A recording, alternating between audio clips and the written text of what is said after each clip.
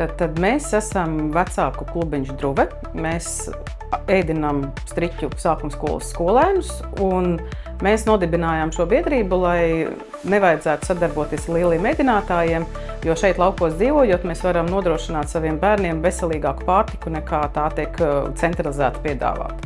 Un tā jau mēs kādus 5. vai 6. gadu jau ēdinām savus skolēnus paši. Kā jau Milija administratorīt no sākuma brīdināja, kad sākums būs grūts, jo tad tur būs visādi jauninājumi, vecākiem nepatiks, skolotājiem nepatiks, nebūs skaidrība un tā. Bet tiešām tā arī bija, kā viņa teica, ka pēc mēneša viss bija skaidrs, visiem patīk, audzinātāji ir laimīgi, ka viņiem nav jāziņo virtuvē, cik ir skolēni šodien atnākuši, viņi var nodoties savam skolotāju darbam. Un līdz ar to vecāks ir atbildīgs par saviem finansiāliem līdzekļiem, vai viņš ir atķeksējis vai nav atķeksējis savu bērnu no pusdienām.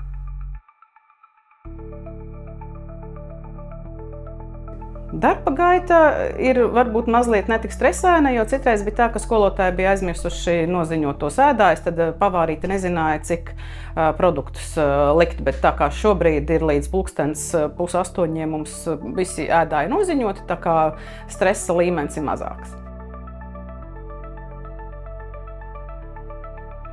Es domāju, ka noteikti, ka jā, jo tā, ka būtiski palielinātos kaut kādas izmaksas, tā nav, bet tik un tā atvieglo cilvēkam to darbu, ka nav jāraksta rēķini, nav jāsako līdzi parādu apmaksai, jo visu to izdara mūsu vietā Milija. Tā kā mēģinam.